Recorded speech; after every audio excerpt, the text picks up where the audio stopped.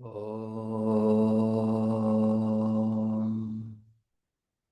Sahana Bhavatu Sahanau Bhunaktu Saha Viryam Karavavahai Tejasvinavadhitamastu ma Vidvishavahai.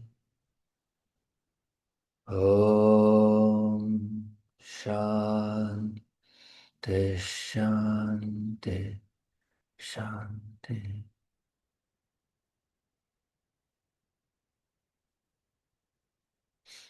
We'll chant from verse 61 to 65.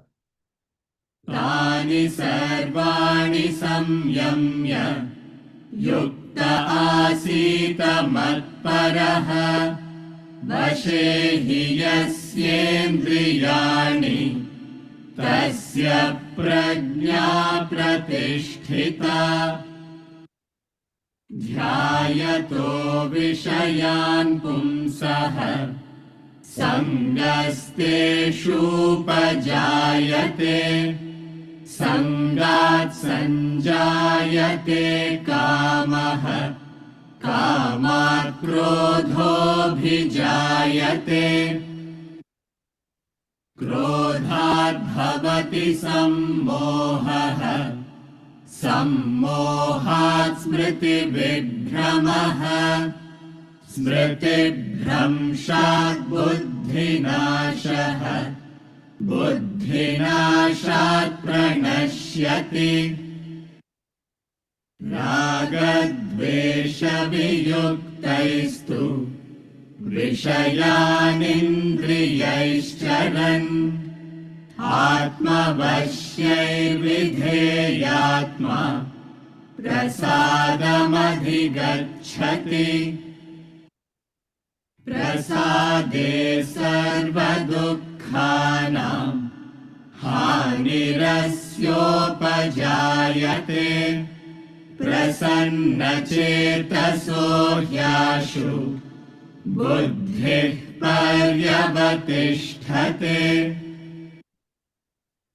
Verse 61 twice.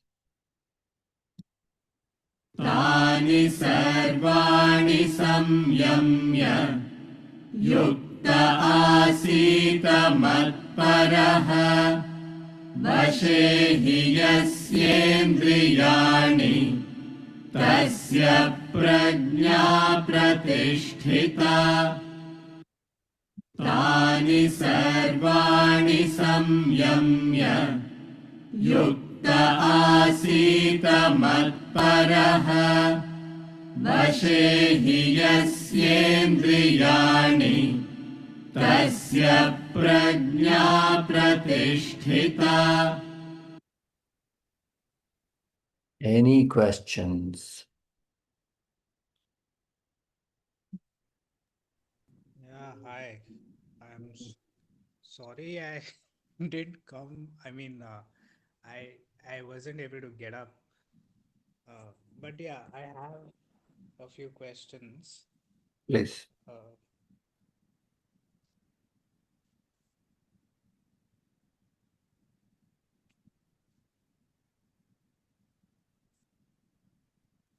Go ahead. Yeah, just give me 2 minutes. I have written it down somewhere.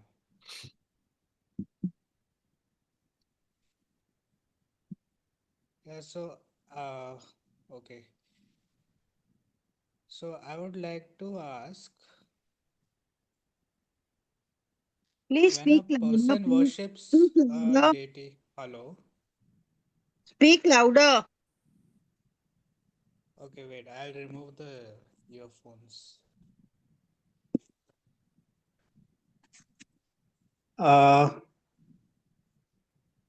When a person worships a deity or a Ishta devata or a devi, doesn't the devotee get involved and attached to the deity? Hello? Yeah. Continue. Doesn't the devotee get involved and attached to the deity rituals and other practices? Okay. What's the question? Yeah, so the question is, I just said it. So when a person worships uh, Ishta Devata or a Devi, doesn't the devotee get involved and attached to the practices and the rituals and whatever comes with it? Of course. But you must understand what is the last time we discussed how does the mind work? What is the principle upon which the mind works? Attached to higher, detached to lower. That is called Oh, renunciation. Now, there is a caveat here. You need to, a person who is getting attached to higher needs to know what it means and not lose his intellect. Many people, many people you see do ritualistic practices mindlessly. We are right. we are not talking about them. We are talking about people who consciously do ritualistic practices, knowing very well that these practices are necessary discipline for my mind to get attached to the higher, so that the um, uh, interest in the lower wanes away, fades off. Okay.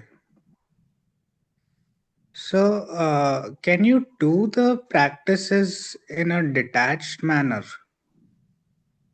You have to do the practices in an attached manner, Okay. but with an understanding that these are practices for mental discipline. Okay. Uh, we tie this puja ke baad, right? Hmm. You go to the puja, you're supposed to tie it. It's the ritual, you know, Yes. Hmm. but you don't keep it forever. Yeah. You don't. You take it out in a day or two. Hmm. Don't keep it forever because you believe that this will protect you. That is a problem. Hmm. But you have a full, very well respect for what this means. Bhagwan se aaya hai. So Right. that is Right. important. And how does a devotee perform his day-to-day actions in a worshipful manner? That's uh, I'd like to know that. So, Because after the puja and everything is done, you have to go back to your uh, daily, your routine and everything. right. So the how does that matlab uh, I wouldn't say vibes, but uh, how does that attitude carry forward in your work, basically? Yeah. So the idea is a devotee's uh, perspective, like if you see Mirabai or Tukaram, Sant Tukaram, you see a devotee's perspective. Devotee's perspective is everything that is given is because of God. He gives, he takes. So कैसे है, कैसे हो, भगवान की कृपा है. He means it. It's not just colloquially saying it. He means it. अच्छा ये क्या हो गया आपको? अरे उसकी जो इच्छा है वो होती है ना. He means it. Hmm. Accident हुआ है उसकी इच्छा है. So his activities are feeling based, dedicated to his Ishta Devata. Okay. So that the genuinity may not be there in the beginning, but as he progresses, it becomes genuine. Hmm. So, my next question is based on chapter 6, verse 16. How much should the interaction be with the world? No, I don't know what is that chapter 6:16. I don't remember off the cuff. I have to just check. Uh, okay, we'll discuss it later No, then. one second. Chapter 6, Verse 16. verse 16. 10, 16. Verily, yoga is not for him who eats too much or does not eat at all, nor for him who sleeps too much or keeps awake. Hmm. What is your question here? So then, if you observe, people are working nowadays. It has become a trend to work 16 hours, 18 hours, and all that. So, uh, you know,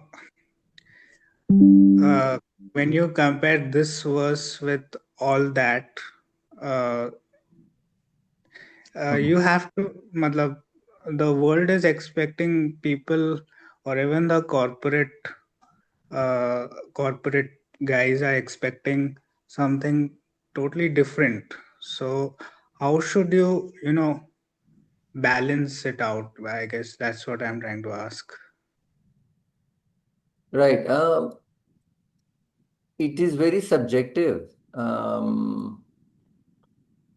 The other day, I was talking to my cousin who wants to start his own, you know, startup. Hmm. Now, he's kind of in a confusion. He just had a baby. Now, how much should am I not concentrating, giving enough time to my baby? While with the baby, I'm thinking about the startup. I'm not feeling well in terms of like I'm not doing justice. Now, Hmm. for him, uh, see, for him, it's his, I know him for a long time. It's his lifelong passion to have a baby, nahi, to have his own startup. Got Baby it. happened. Baby happened. Now, Hmm. he needs, so the problem right now with him is he needs to give ample time for his project. Because if he's not happy, how can his family be happy? Now, in this process of pursuing his dream of startup, he needs to, certain checks and balances are there, which I explained to him. But on overall top, he needs to understand that there will be less time given to the family in the beginning. That's a given. Got it. Hmm. Now, too much, too less, he needs to decide based on that understanding. कि, Understood. मुझे I cannot spend time or else I'm not happy. I'm thinking about something else while I'm with my baby. How does that make sense? I need to address that Hmm. first. So I need to understand there won't be much time. So now I need to give 80% of the time to my concept, 20% to my family. That's how it is. I'm just arbitrarily saying it may be less Hmm. or more, we don't know, but he should decide that. So too much, too less is his way of thinking. Now, a person who's already established in a business, right? He needs to Hmm. give time to his family. Business is running on autopilot. Why is he still Right. hanging out there? Trying to increase. कितना increase करेगा? No, maybe Right. he has a big dream that he needs to go global. He doesn't have that dream. Then why? He needs to give time to his family. Got it. Got it. Understood. Okay, so chapter 6, verse 35, Krishna answers Arjuna and he says, Asankshayam Mahabhavo. So he's saying, he's talking about Abhyas and Vairagya Hmm. in that verse. So I just want to understand the verse clearly mentions detachment and practice with reference to mind control. Ah, He's talking about how to control the mind. However, if the practice is not done mindfully, then the effort that's invested has no meaning, right? Then, so what's the role of mindfulness in mind control? verse 35, the blessed Sri Bhagavan said, doubtless the mind is restless and difficult to control, O Mahabaho, but it can be controlled by practice and dispassion, abhyas and vairagya. O Kaunteya. Right. Now, your question is how to control. No, so is there any scope for mindfulness in controlling the mind? What is mindfulness? Matlab being aware of the action in and through the process. What does that mean? That means like you are not working on autopilot, basically. That means what? With terms of mind and intellect, what does it mean? That means you are present while performing the action. What does your present mean? Uh, it means Means giving 100%. the Uh, present 100% is synonyms. What does it 100% mean? What is happening? Your uh, intellect is aware of the mind. Your intellect directs the mind. got it. Always bring it down to mind and intellect. It's very clear. Mindfulness is what? Your intellect is aware what is happening in the mind. Mindlessness is what? Intellect is not there. Hmm. So mindfulness means intellect controlling the mind. Yes, obviously your intellect must control the mind. So here mind is restless and difficult to control, of course. But control by practice. Practice is karma, bhakti, jnana practices. Here he mentions that. Yes, sir, that's what I'm trying to understand. When he talks about practice, after a certain point, won't that particular action become more mechanical in nature? Karma yoga, how can it become? What is karma yoga? Karma yoga is pitching up a higher ideal and working for a larger cause. How can that become ever mechanical? Unselfish actions cannot become mechanical. It's not possible. Okay. But if you don't have that ideal in mind, it will become mechanical. Okay, so basically we are saying the goal should always be fixed. Obviously, you have fixed the goal and you're working for the goal. Hmm. It is not easy to do that, but that's the way to do it. If to whatever extent you may not be able to remember the goal throughout the day, maybe it Hmm. will be one or two times you'll remember in a day, but that will increase next day. Over the months, Right. it will increase. Got it. Understood. The next question is from chapter 3, verse 42. So, it is generally believed that the mind should be under the control of the One intellect, that second. Let you me, said. 1 second. Let me go to 42 first.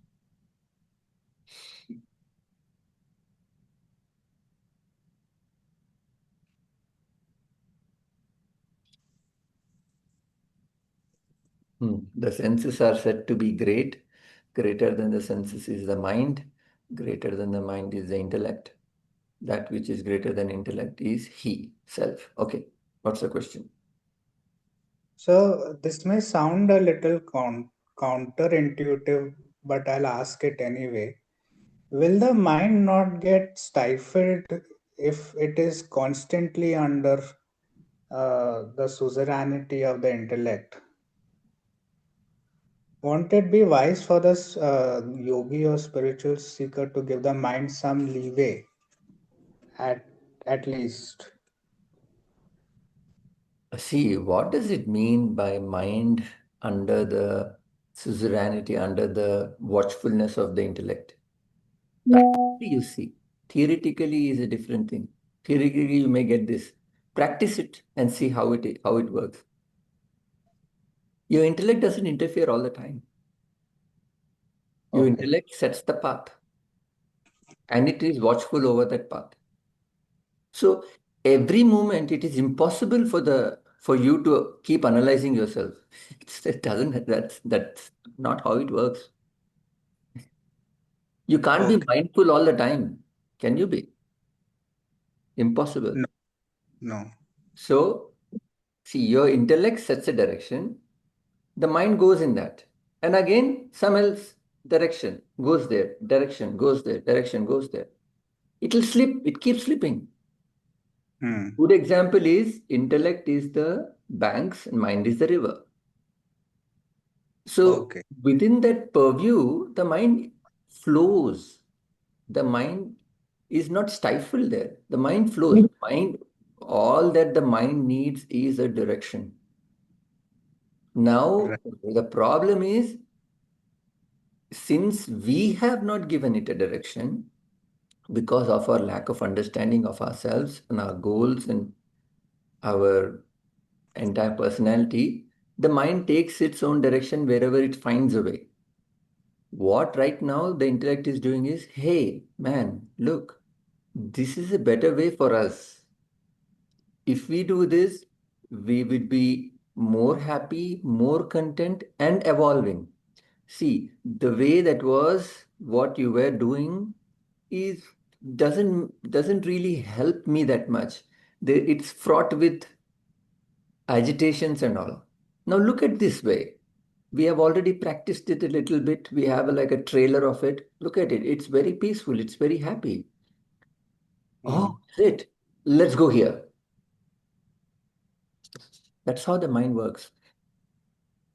What does the Right. intellect do? Intellect just clears out that fog it removes. Once the fog is removed, mind goes that way. Right now, the mind thinks this way is what the intellect is saying, ay Baba, painful.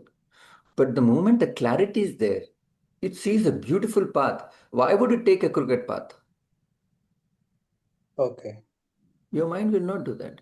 Your mind only understands pleasure and pain, pain and pleasure. If you can show with clear clarity that there is everlasting pleasure in this path and there it is thoda thoda hai par lot of issues, it will instantly shift, instantly, I see. and flows. So practically you must understand. Theoretically your question is valid. Ki, arey, every time look the mind doesn't it get stifled? No, no, no. That's not how it works. Workings is different. Understood. Okay, so one final question. No, Hmm. I have two. Ask. Uh, so I want to understand what are the attributes of Hiranyagarbha. Hmm. Hiranyagarbha, we will see nobody is aware of this in this class. Okay. Cosmic deep sleeper, right? Hmm. Right? What is Or you can Hiranyagarbha? address it some other time also. No, what It's is Hiranyagarbha? Cosmic deep sleeper, right? yes. So cosmic deep sleeper means what? The entire universe folds back into non-existence. That's it. Hmm. So I don't know how I can explain it because maybe you can visualize before Big Bang, what was it? Something like that. Okay. The universe, what the Vedas says, the universe starts, exists, and goes back. Hmm. Now, What was before it started? It was in a sleep state. It was unmanifest. Hmm.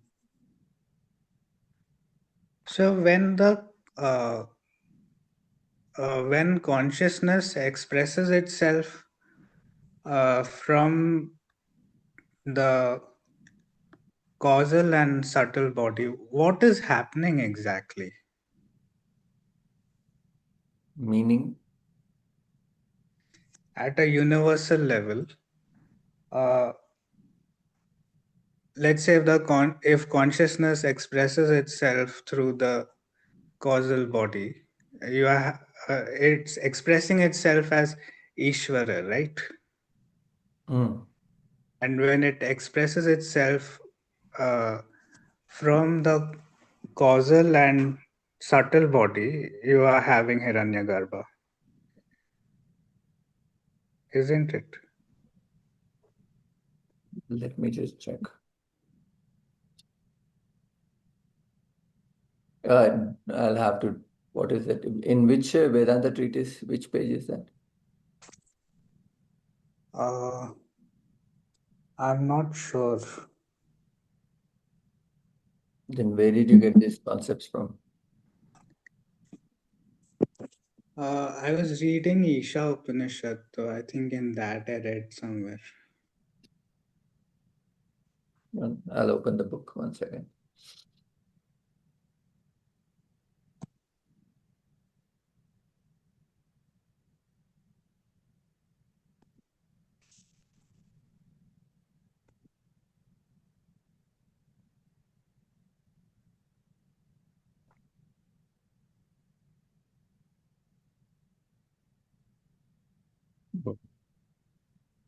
So, what does he say?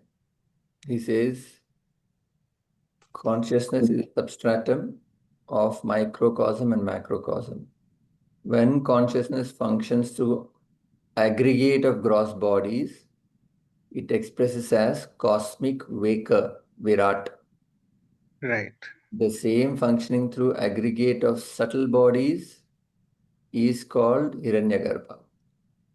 Cos- correct, Cosmic Hiranyagarbha is cosmic deep sleep, dreamer, sorry. And through aggregate of causal bodies, Ishvara, cosmic deep sleeper. The combination of these cosmic expressions is macrocosm. The microcosm, macrocosm together form the world as illustrated, right? So, Hmm. as a waker, it is Virat. As a dreamer, it's Hiranyagarbha. As a deep sleeper, it's Ishvara. Now, what is your question? Yeah, so how will you?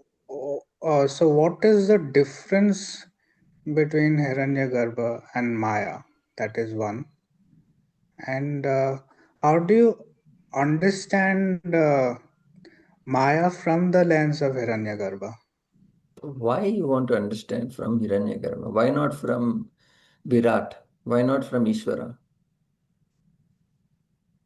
Because What is when your you reach understanding of Maya? Ishvara, Huh? when you reach Ishvara, Huh? everything will dissolve, right? No, this is cosmic deep sleeper. Okay, This is not self-realization. okay, okay. So, and what is your understanding of Maya? Why are you linking all this? You have to Because understand this concept alag se, independently. Maya means there is no cosmic dreamer, deep sleeper, and waker. There is no Virat, there is no Hiranyagarbha, there is no Ishvara. okay, It's all Maya. This is all unnecessary terms. When you bring in Maya, this is all unnecessary terms. There is only one God, Brahman. There is only one entity. There is no cosmic dreamer. There is no multiple people dreaming. There is no person. There is no world. There is no universe. There is only Brahman. What you believe, all these things, is a Maya. okay, got it. So So, these are terms that have been used to explain certain concepts. We will not get into that. We can get into it later on. But when, with respect to microcosm, which is individual, there are certain terminologies. When you take an aggregate of all the individuals, bacteria included, there are, he has given a certain name, Virat, Hiranyagarbha, and Ishwar. Why he has Right. given the name, there is a reason. But aggregate, individual, it's the same. Right? Okay. Individual goes through the same thing, the aggregate goes through. It's not that you do not experience deep sleep at all. It is not possible. Do. Animals also do. So that's how you must understand. But everything is Maya then. Maya is a different concept. Okay. Okay. So when certain traditions like the Shakti traditions and you know uh,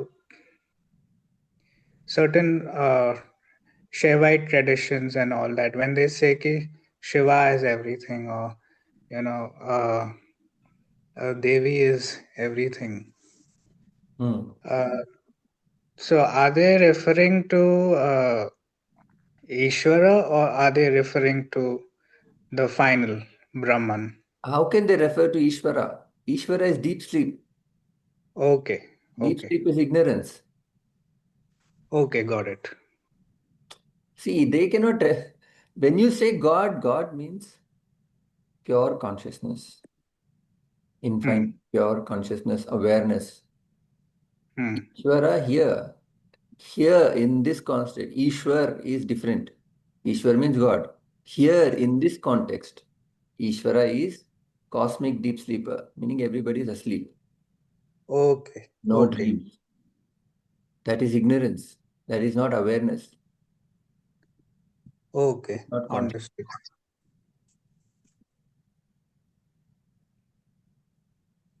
So, Shiva is everything, Devi is everything, Father in heaven is everything, Allah is everything. Yes, it is all true. Different names. Got it. Got it. That's it from my end. I think I've taken enough time. No problem. Raviji. Yeah, what I wanted to say is that some of the questions which are being asked, all these can be answered if we follow the routine, because this is a very abstract terms. The routine which is suggested by the Swamiji is that one has to follow the sequence of fall of human intellect, holocaust of attachment, governing business leadership, Vedanta treatise, and then move to Gita. Otherwise, what will happen is we will go into the same trap of asking questions which are already answered if we follow the sequence. I think this also has been suggested a number of times by various teachers also of Vedanta Academy that one should follow that sequence. That is the best approach. Correct me if I'm wrong. No, it helps definitely, obviously. Because in the FHI, GBR, and VT, these terms are explained. So he's asking from VT only, Vedanta treatise only. And there will still be some questions, but it's okay. If you follow the books, then most of the questions will be answered. But sir, in my course, even I followed the book and still I was asking so many questions. So questions will come. Questions are very good, very sacred. But yeah. No, like for example, when you talk about deep sleep and all, now this concept can only be understood if you have gone through the Vedanta treatise in the later chapters. Yes, yes, Conscious mind. Uh, that's true. That's true. Those preliminary books are important to get a base. That base is important to understand Bhagavad Gita. And once you understand Bhagavad Gita, then you can understand Upanishads. So yes, as you said, it is of utmost importance to work on the basics first and then go to Bhagavad Gita and Upanishads. So here in this class, we have finished preliminary books. We started with Bhaja Govindam and all that. And in the middle, we keep taking certain concepts from VT and FHI and poems and all that. So the basics are covered. Any other questions?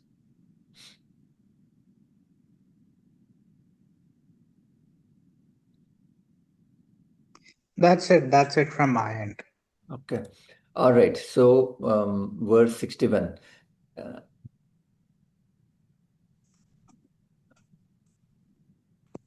Okay. So the important term is samyamya here, meaning having control. What? So having controlled them all. Them all means all the five senses, right? Having controlled them. He should sit in focused on me, meaning he should, as supreme, meaning he should sit in meditation here.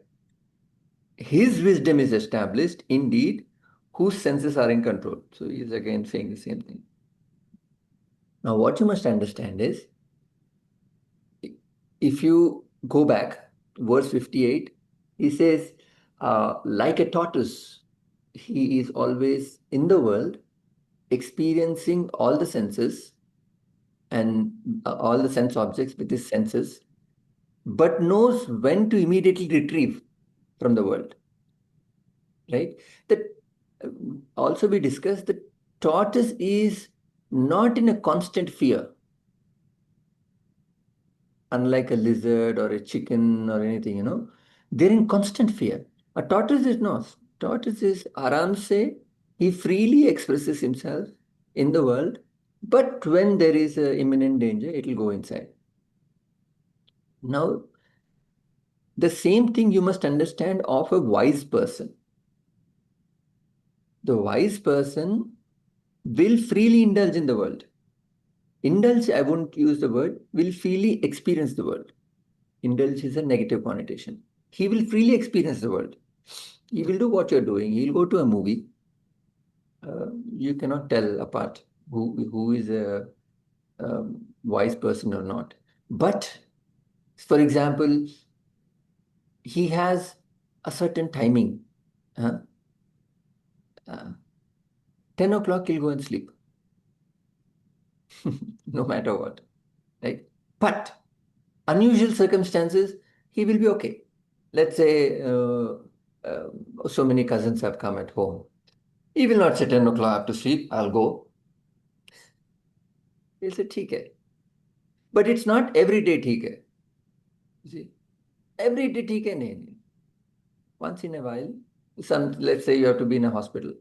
No, I have to go sleep. ऐसे नहीं है. So he will retrieve when it's time. Like a tortoise, he will go inside. Meaning, he has got certain disciplines on how he should function. Certain things he will not indulge in. Like, for example, I have a very good example. My father, I told you, he will drink 20 ml only. Like, you might understand. He has a beaker. 20 ml of what? What, Ashaji? What he'll drink 20 ml? What?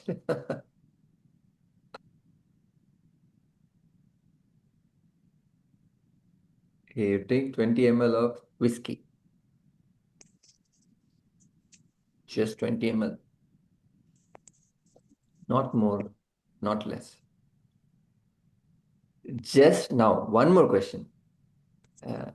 So, But he has attachment to that, no? That is not good. yes, yes, But that's not good. yes, correct. That is different again. We can debate on that again. But yes, he's attached to that, right?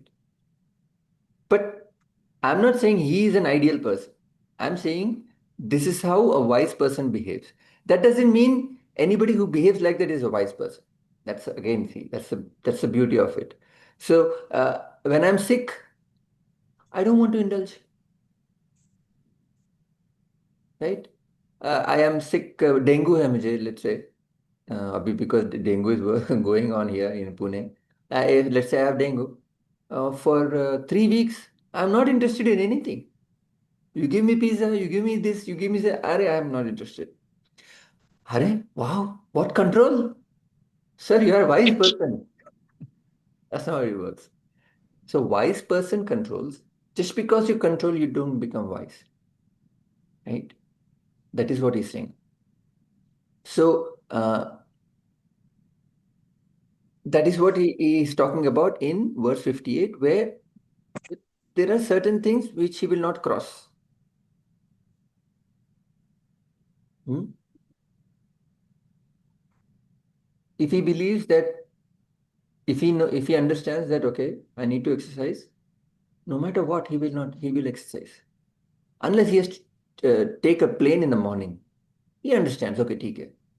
But he may be making up in the evening, but he will do it. So whenever he has to retrieve, he will retrieve. In the sense, certain things he needs to do, he will do. Now, for a person like that, in verse 59, he says, senses don't bother him because he is in a path of disciplining himself. The world will help him out. The universe will help him out. Um, the friends who used to come and offer him drinks don't come anymore.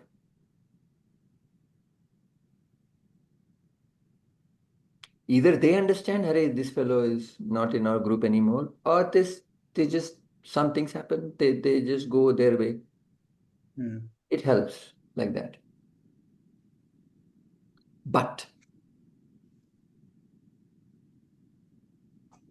gives a caution that, but even for such a person, the senses will, what? The senses will drag him away. Right? He says that. O Kaunteya, the turbulent senses of even a wise man while striving is the question, huh? Indeed forcibly carry away. Right? So this will happen. The wise person understands this will happen. You know,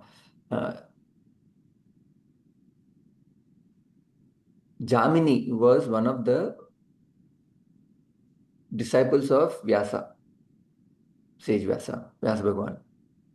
So in his discourse, he was talking about one of these sentences is interesting. He says, Balavan Indriya Gramo Vidvamsam Api Karshati.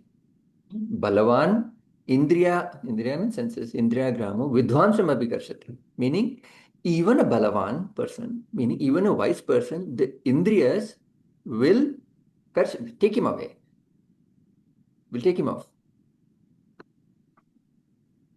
While Vyasa was teaching this, all his disciples were writing it. But Jamini will write, Balavan Indriya Gramo Vidvamsamapi Na Abhikarshati. He writes na. He adds that na. Karshati, na abhikarshati. Meaning what? He wrote that for an established person, it will not affect. Right? He wrote. And then all his friends, all his other Guru Bhais are saying, hey, sir ने तो ये बोला नहीं. तूने क्यों लिखा? मुझे मालूम है. When I'm established, how can the senses drag me away? I think Gurudev is wrong. Wrong in the sense, he feels that. And he writes. So and then Vyasa Bhagwan knows कि ऐसे उसने लिखा है. So ठीक है. Every student has their views. Let's see. So a couple of weeks passed by. And then monsoon has started.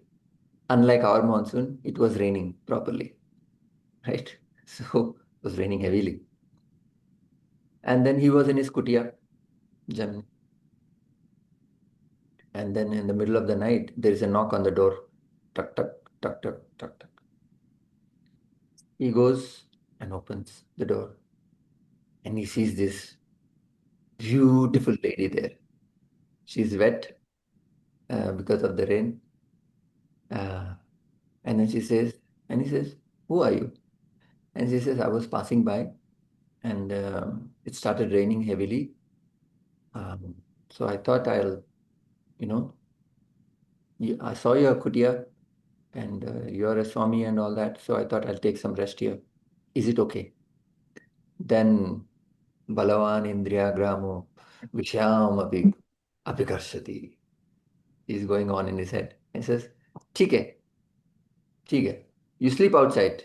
Then he gives her a place in the outside, and he goes and back to sleep. Again, tuck, tuck, tuck, tuck, tuck, tuck. It's like, "अभी क्या हुआ?" "No, it's very cold outside. Can I sleep inside?" she says. And he says, "अच्छा, make sense. ठीक है, आप यहाँ सो जाइए. मैं यहाँ सोता हूँ." Again, Balavan Indriya Indriya Gramo Avigarshati, I can manage. No. Now she's sleeping, and he's thinking, what do you think is happening in his mind? He's unsettled now. Right? She's a beautiful lady. Unasked, she came inside, and he's unsettling, no? She is Tita Pragna, nicely sleeping. She is a realized soul. She's sleeping nicely. This fellow is like, okay, okay, kya ho gaya? Then he cannot sleep. He gets up and he goes and sits beside her. And then he wants to say, "Palawan, nothing will happen to me. I can control myself." And then there is a big thunder. Thad bolke. He immediately grabs her. And then he sees, "Arey, this is such a strong body, you know, full of muscles and all that." And then, what is this dadi? Why does she have a dadi? And then he grabs her, and then he says, "What is happening here?" And then he releases, and then looks. Slowly, that lady turns. Who is that lady? He says Vyasa. Yes. हाँ बेटा क्या हुआ? बलवान इंद्रिया ग्रामो. हाँ, what? बलवान इंद्रिया ग्रामो विषयामपि कर्षति ना, अभी कर्षति नहीं, कर्षति होता है, इफेक्ट होता है. So you think you can take care of the senses? No, I'm established. I can manage this. No. So, if I can, Yes. if I could ask, now there is a story of Buddha's disciple Anand and Amrapali. Amrapali, yes. Yeah, so Anand goes and stays at Amrapali's house, but he doesn't get affected. So, how did that happen? Matlab. So Vyasa will not get affected. How did Jamini get affected? It's the same as Buddha didn't get affected. Anand didn't get affected. That is why you must see what is the main thing here. The main thing is, O Kaunteya, O Kunti Putra, the turbulent senses of even a wise man, while striving, Okay. A wise man, while striving, indeed forcibly, not a Sthita Prajna. For a Okay. Sthita Prajna, established soul, it doesn't make any sense to him. See, he is not in a fight with the senses because his senses understand as though senses don't understand. The senses understand the futility of the worldly objects pursuit. Senses don't. In the sense, senses are controlled by the mind. His mind itself understands. For an established person, mind itself understands. ये pursuit बकवास है. What will I do with toys? it has no value for me. Okay, a BMW car makes sense. You cannot convince a person who is at the BMW level to take a BMW car and enjoy. Can you? Impossible. No. So similarly, a person who is understood spiritual pursuit, spiritual path, you cannot convince him to go for worldly joys. इसलिए क्या करूंगा मैं इसका? ये तो खत्म हो जाएगा ना? ये खत्म Hmm. मैं Right. खत्म हो गया तो मैं परस्यू करके क्या करूं? खत्म हो जाएगा। मुझे जो Hmm. चाहिए वो खत्म नहीं चाहिए। खत्म नहीं चाहिए। तो you cannot convince him. So for an established soul, this doesn't work. Senses cannot. Got it. So having controlled them, now the question is 61 mein, having controlled all that, now you meditate. So see, every time I've already pointed this couple of times to you. He has already said twice that concept of meditation. Whenever he said meditation, he said practice. Okay. So meditation comes as a result of practice. Meditation is not a practice for controlling the mind. You can meditate, but it is not a means to control the mind. You control the mind, you meditate. In that, you can meditate. So it will give you certain peace of mind or whatever it is, but that doesn't control the mind. That doesn't take the value of the world for the mind. That's what you have to understand. So having controlled them, he should sit in focused meditation here. So what should one do? One should first control and then go for meditation, That's or what. the other way? No, it's not like one after the other. Mhm. As you control your mind, as you gain, as you reduce your desires, your mind loses interest in the world. It automatically becomes meditative. You do not force your mind to meditate. You can do it a little bit here and there to get that experience of what is that peace that I'm missing. But you cannot force the mind not to think of the world. It doesn't work like that. When you have grown out of the world, what else is to think? The mind will go introvert. The mind will become meditative. That's true meditation he's talking about. Then you can think of God. Because when you want to think of God, something else comes. Because your mind is still interested in the world. So these karma bhakti jnana practices, this reading of Bhagavad Gita, will reduce the interest in the world, showing you the futility of what it offers. It doesn't offer much. Hmm. In a sense, what I want, it doesn't offer. But what happens when you meditate and you still think about other attachments and all that? Should you stop meditation then? Isn't it? Yeah, it is a little problematic. You should not force yourself to meditate there. You can practice it a little bit, but you should not force, because what happens is it's like a timeout for the mind, you know. You've seen kids in timeout. You ask when the kid misbehaves, you ask the kid to go in the corner and stop, stand there.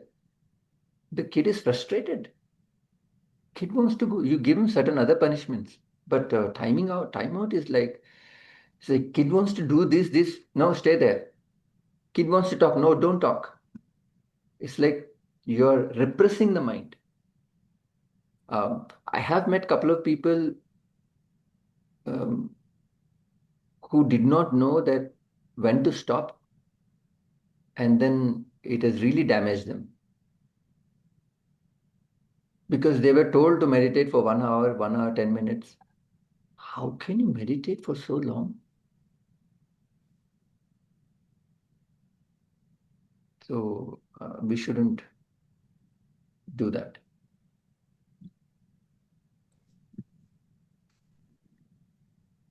So, in other words, meditation is a byproduct of sense control. True meditation, the meditation he is talking about Hmm.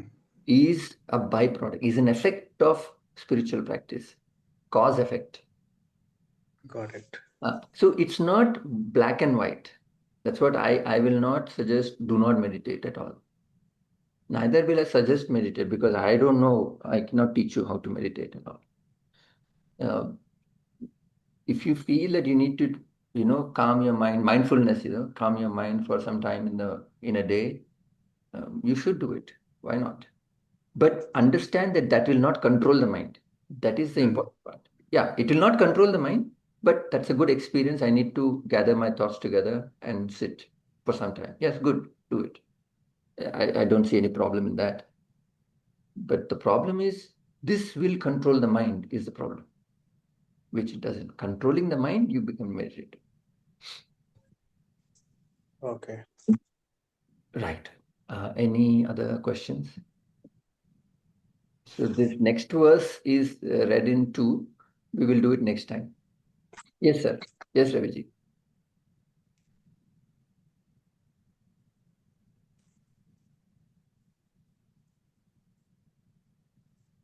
Yeah, Raviji, बोलिए.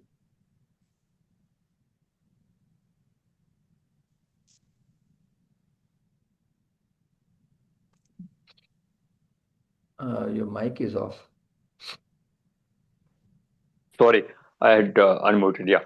What I'm saying is that if you decide to remain calm for some time, maybe 10 minutes per day, your mind is calm.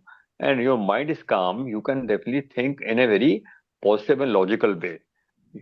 So when you say that just keeping quiet is not the method to control mind, I beg to slightly disagree with you in that concept. See, when I'm saying control the mind, you can control the mind with many things, sir. You can control the mind with other practices also, right? You can do certain things to control the mind. Uh, Controlling the mind is not the issue. The issue is to get the mind interest of the world. The mind believes that happiness is in the world. To make the mind understand the futility of external pursuits is the problem. Controlling the mind, many people control the mind. People can control the mind with, you don't need to have meditation to control the mind. You have a strong desire to do something else, everything else will be controlled. So mind can be controlled in many ways. Controlling the mind is not the issue. The value that the mind has to the world, that cannot be removed by meditation as a practice. You need to remove that first to meditate. Here Yeah, in Bhagavad Gita, he says that when he says control the mind means what? A wise person doesn't have value for the world. Peace of mind, I listen to music, I get peace of mind, sir. Rafi साहब के song सुनिए, piece of mind आता है. yes, but by remaining calm or by remaining quiet, you can definitely streamline your thoughts. Let's say, for example, you are quite disturbed. So if you are a bit quiet, you can definitely streamline your thought and you can analyze, okay, is my disturbance because of X or Y? And then you can streamline, which could be in other way that intellect is now directing the mind that you remain quiet and now you think logically think in a positive way. But that's not meditation. Meditation is focus on single thought to the exclusion of all other thoughts. It's a focus on single thought. What you're asking is a mental technique to calm your mind. Yes, that is correct. But it's not meditation.